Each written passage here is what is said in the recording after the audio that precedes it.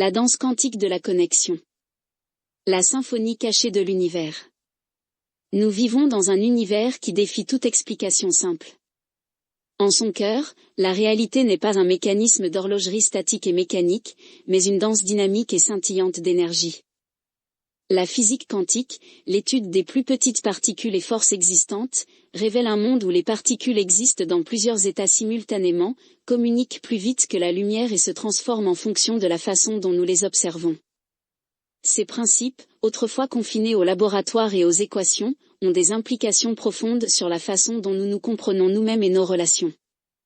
Imaginez un photon, une particule de lumière, qui se comporte à la fois comme une onde et une particule jusqu'à ce que quelqu'un la mesure. Cette dualité, connue sous le nom de paradoxe onde-particule, reflète les complexités de la connexion humaine. Nous aussi, nous sommes des faisceaux de contradictions, rationnels et pourtant émotionnels, indépendants et pourtant interdépendants, aspirant à la liberté et pourtant avides d'intimité. Tout comme la lumière défie la catégorisation classique, les relations résistent à être réduites à de simples contrats biologiques ou sociaux. Ce sont des phénomènes quantiques, façonnés par la possibilité, l'observation et des fils invisibles d'énergie. Ce livre électronique, Relations quantiques, l'art de la connexion dans un univers conscient, vous invite à explorer une idée radicale, les mêmes principes qui régissent les particules subatomiques orchestrent également les liens entre les humains. En fusionnant la science de l'infiniment petit avec la poésie de la connexion, nous découvrirons comment l'amour, l'empathie et la communication transcendent la logique newtonienne et comment comprendre cela peut transformer notre façon d'être en relation les uns avec les autres. Au-delà de la chimie, l'intrication des âmes. Dans un monde souvent fragmenté par la division politique, culturelle et idéologique, nous avons été conditionnés à voir les relations à travers un prisme de séparation. L'amour est réduit à la chimie du cerveau, l'attraction à des algorithmes évolutionnistes, et le conflit à des personnalités qui s'opposent. Et s'il y avait plus que cela ? L'intrication quantique, un phénomène qu'Einstein avait célèbrement qualifié d'« action fantôme à distance », montre que les particules peuvent s'influencer instantanément, indépendamment de l'espace qui les sépare. Cette connexion étrange n'est pas de la magie, c'est de la science. Et elle ne se limite pas aux particules. Pensez à la mère qui se réveille à 3 heures du matin, sentant la détresse de son enfant à des kilomètres de distance. Ou aux amis de toujours qui, après des décennies de séparation, finissent les phrases de l'autre comme si le temps n'avait pas passé. Ce ne sont pas des coïncidences, ce sont des aperçus d'un univers où la séparation est une illusion. L'amour, dans ce cadre, est une intrication. C'est un lien qui transcende la proximité physique, intégré à la texture de la réalité elle-même.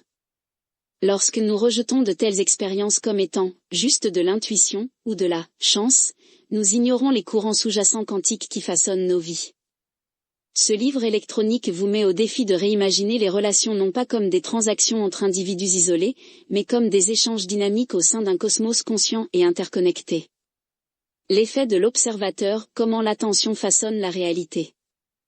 L'une des révélations les plus surprenantes de la physique quantique est l'effet de l'observateur. Le fait d'observer une particule change son comportement. Dans l'expérience emblématique de la double fente, les particules se comportent comme des ondes lorsqu'elles ne sont pas observées, créant une figure d'interférence, mais s'effondrent en particules définies lorsqu'elles sont mesurées. Cela reflète la façon dont notre attention façonne les relations. Pensez à un moment où vous êtes entré dans une pièce tendue par un conflit non exprimé. Votre simple présence, votre attention focalisée, a modifié le champ émotionnel de l'espace. Inversement, rappelez-vous un moment où quelqu'un vous a vraiment vu, pas seulement vos actions ou vos paroles, mais votre essence. Leur observation a probablement modifié votre comportement, invitant la vulnérabilité ou le courage. Les relations sont des laboratoires d'observation mutuelle. Lorsque nous étiquetons un partenaire comme distant ou peu fiable, nous effondrons son potentiel en une histoire étroite, un peu comme mesurer une particule dans un état fixe. Et si nous observions avec curiosité au lieu de jugement ? Et si nous abordions chaque interaction comme une invitation à co-créer la réalité ? L'illusion de la séparation et le pouvoir des ondulations. La non-localité quantique, l'idée que les particules s'influencent mutuellement sur de vastes distances brise le mythe newtonien de l'isolement. Dans une étude de 2020, des physiciens ont démontré l'intrication quantique entre des photons séparés par 1200 km. Si les particules peuvent communiquer instantanément à travers les continents, pourquoi supposons-nous que nos actions n'ont pas de répercussions au-delà de notre environnement immédiat? Chaque interaction envoie des vibrations à travers le champ quantique de la connexion humaine. Un mot gentil à un étranger, une dispute animée avec un collègue, un moment de pardon avec un ami, ce ne sont pas des événements isolés. Ce sont des cailloux jetés dans un étang cosmique, irradiant des vagues qui touchent des rives que nous ne verrons peut-être jamais. Les médias sociaux offrent une analogie grossière. Un seul poste peut enflammer des mouvements mondiaux, unissant des étrangers à travers les fuseaux horaires. Pourtant, la technologie amplifie simplement ce qui est déjà vrai au niveau quantique, nous ne sommes jamais vraiment seuls. Même dans les moments de solitude, nous sommes tissés dans une tapisserie de conscience. La douleur d'un agriculteur ukrainien, la joie d'une danseuse brésilienne, la colère d'un aviateur tokyoïte, tous résonnent dans le champ partagé de l'expérience humaine. Reconnaître cela dissout l'illusion de la séparation, la remplaçant par une responsabilité radicale.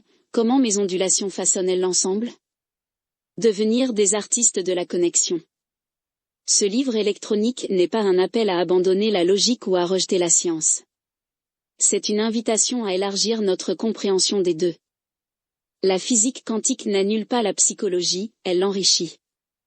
En intégrant ces perspectives, nous devenons des artistes de la connexion, maniant l'attention, l'intention et l'empathie comme des outils pour co-créer un univers conscient. La révolution quantique a commencé par une simple question, et si la réalité n'était pas ce qu'elle semble être? Laissez ce livre électronique vous guider pour demander, et si la connexion n'était pas ce qu'on nous a appris? Les réponses transformeront non seulement votre façon d'aimer, mais aussi votre façon de vivre. Fondement quantique et nature de la réalité. La particule et l'onde, embrassez la dualité. L'expérience de la double fente, une révolution dans la compréhension. En 1801, Thomas Young a mené une expérience simple mais profonde. En faisant passer de la lumière à travers deux fentes parallèles sur un écran, il s'attendait à voir deux bandes de lumière. Au lieu de cela, il a observé une figure d'interférence, une série de bandes claires et sombres caractéristiques des ondes. Cela a révélé la nature duale de la lumière, elle se comporte à la fois comme une particule, un paquet discret d'énergie, et comme une onde, une oscillation étalée. Des siècles plus tard, les physiciens quantiques ont confirmé que toute matière, des électrons aux humains, partage cette dualité. Dualité humaine, rationalité et émotion. Tout comme la lumière défie la catégorisation, les humains incarnent des paradoxes. Considérez un PDG qui prend des décisions basées sur les données au travail mais fait confiance à ses intuitions en matière de parentalité. Ou un poète qui crée des vers structurés tout en embrassant le chaos émotionnel. Ces contradictions ne sont pas des défauts, ce sont des preuves de notre nature quantique. Le concept de l'ombre de soi du psychologue Carl Jung s'aligne ici, nous contenons une multitude, et l'intégration, et non l'élimination, favorise l'unité. Métaphore pour les relations. Les relations oscillent également entre une individualité de type particulière, j'ai besoin d'espace, et une unité de type onde, nous sommes ensemble dans cette aventure. Un couple peut s'affronter sur les finances, mode particule, mais s'harmoniser sur des valeurs partagées, mode onde.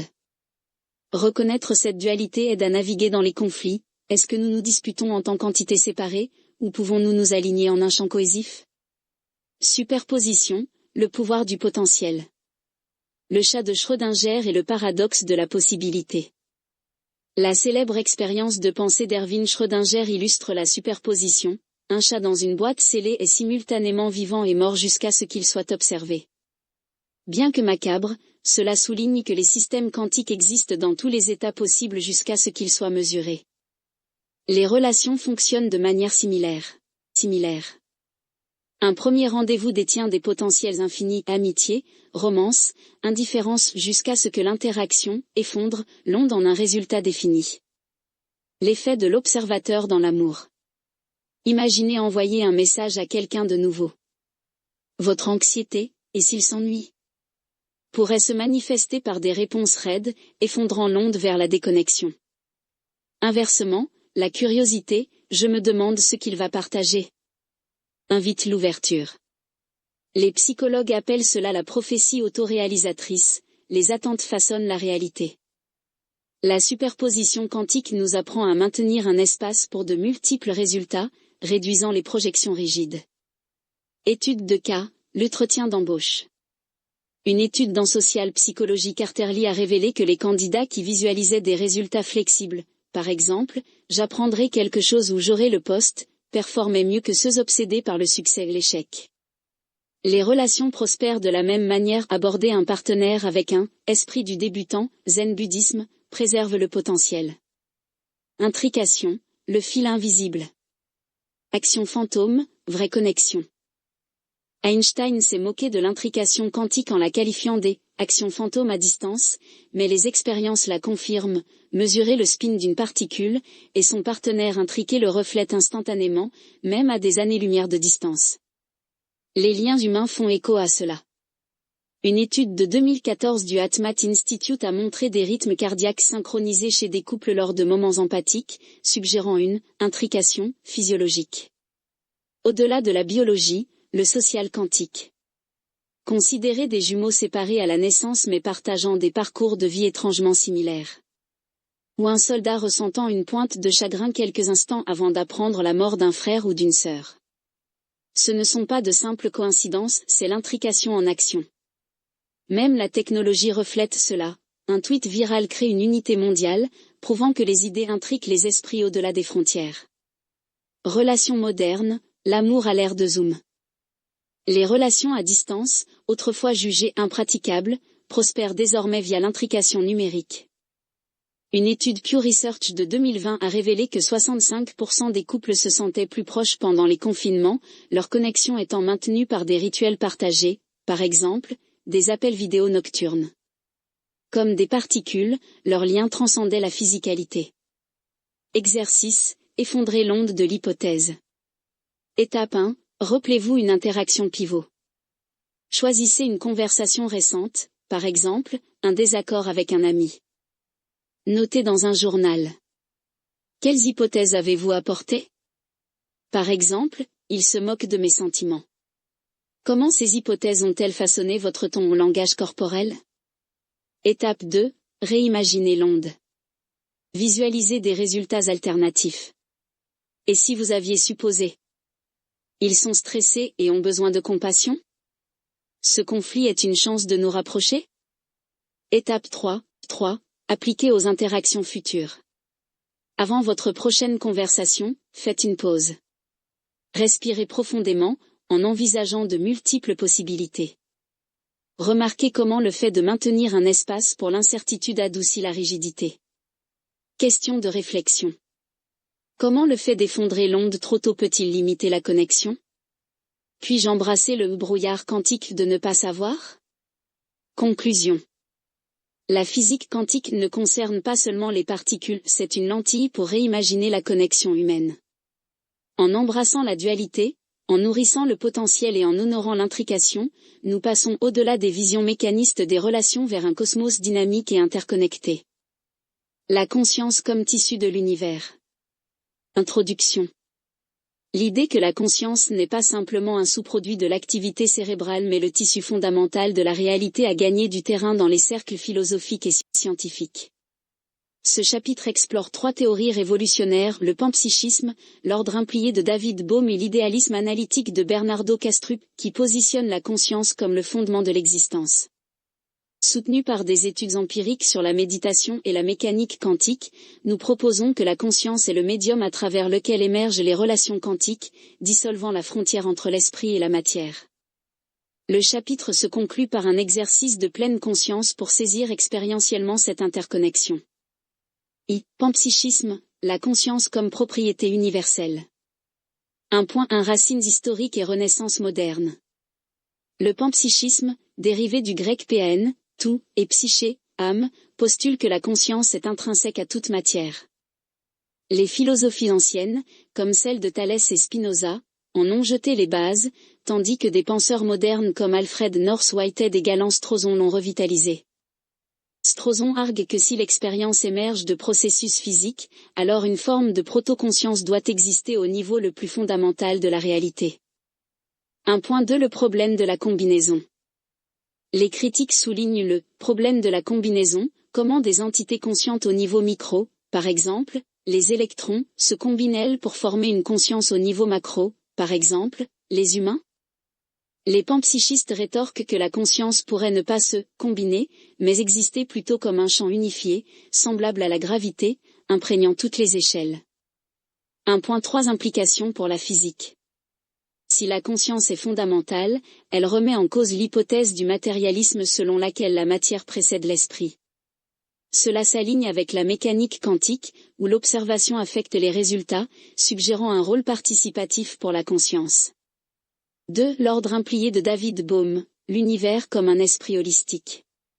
2.1 Au-delà du paradigme newtonien. Le physicien David Bohm a rejeté la vision du monde fragmenté de la physique classique, proposant plutôt un ordre implié, une réalité cachée et enveloppée où tout est interconnecté. Le monde visible, ordre expliqué, est une manifestation de surface de ce tissu plus profond et holistique. 2.2 La conscience comme participante active. Bohm voyait l'esprit et la matière comme deux aspects de l'ordre implié. Dans son modèle de holomouvement, la conscience n'est pas passive mais interagit dynamiquement avec le monde physique, un peu comme un hologramme encode l'information dans chaque fragment. 2.3 Potentiel quantique et non-localité. L'interprétation de la mécanique quantique par Bohm a introduit onde pilote, guidant les particules via des connexions non locales. Cela reflète l'unité de l'ordre implié, où la conscience pourrait médier une telle non-localité, transcendant l'espace-temps. 3. L'idéalisme analytique de Bernardo Kastrup, la réalité comme mentale. 3.1 Rejet du matérialisme. L'idéalisme analytique de Kastrup affirme que la réalité est fondamentalement mentale. Contrairement au solipsisme, il postule une conscience universelle, esprit à large échelle, qui se dissocie en esprits individuels, créant l'illusion d'un monde physique. 3.2 Le problème difficile dissous. En présentant la matière comme un artefact perceptuel, Kastrup contourne le problème difficile de la conscience, comment l'expérience subjective émerge des neurones. Pour lui, les neurones sont simplement la façon dont la conscience apparaît à elle-même. 3.3 Cohérence empirique. Kastrup argue que l'idéalisme s'aligne avec l'indétermination quantique et les découvertes neuroscientifiques. Par exemple, les études psychédéliques montrant la dissolution de l'ego soutiennent l'idée d'un substrat conscient partagé. 4. Preuve empirique, méditation et synchronisation des ondes cérébrales. 4.1 Étude de méditation collective. La recherche sur la méditation de groupe révèle des patterns synchronisés d'ondes cérébrales, par exemple, ondes θ et gamma, parmi les participants, même à distance. Le Global Consciousness Project a détecté des corrélations dans des générateurs de nombres aléatoires lors d'événements méditatifs de masse, suggérant un champ unifié de conscience. 4.2 Insight neuroscientifique. Les études EEG montrent que les méditants expérimentés présentent une synchronie gamma accrue, associée à des états transcendants. Cela suggère qu'une attention focalisée peut puiser dans une couche collective consciente. 4.3 Implications pour l'interconnexion. De telles découvertes résonnent avec l'ordre implié de Bohm et l'idéalisme de Kastrup, où les esprits individuels sont des ondulations dans un vaste océan de conscience. V. La conscience comme médium quantique. 5.1 Le problème de la mesure revisitée. Le problème de la mesure en mécanique quantique, pourquoi l'observation effondre les fonctions d'onde, reste non résolu. Si la conscience est primaire, elle pourrait médier cet effondrement, agissant comme l'observateur, qui actualise les potentialités. 5.2 Intrication et non-localité. L'intrication quantique, où les particules se corrèlent instantanément à distance, défie la physique classique. L'ordre implié de Bohm et le panpsychisme suggèrent tous deux que la conscience sous-tend cette connectivité non locale. 5.3 Une nouvelle ontologie. En présentant la conscience comme le médium quantique, nous unifions l'esprit et la matière.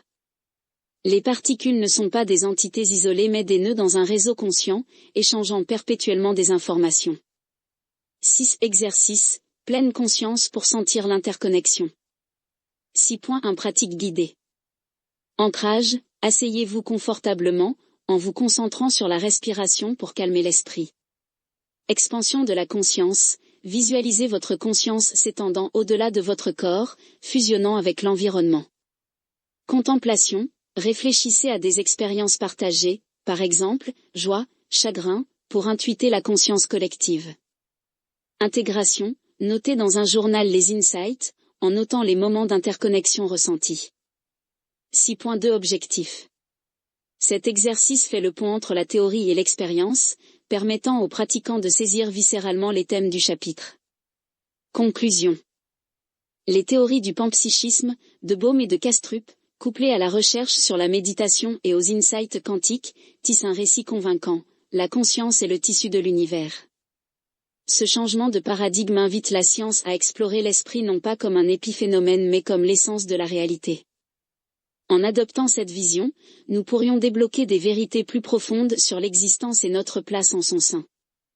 Obtenez votre exemplaire dès maintenant sur Amazon et commencez à vivre quantiquement. Avec gratitude et possibilités infinies. Reski Ruiba.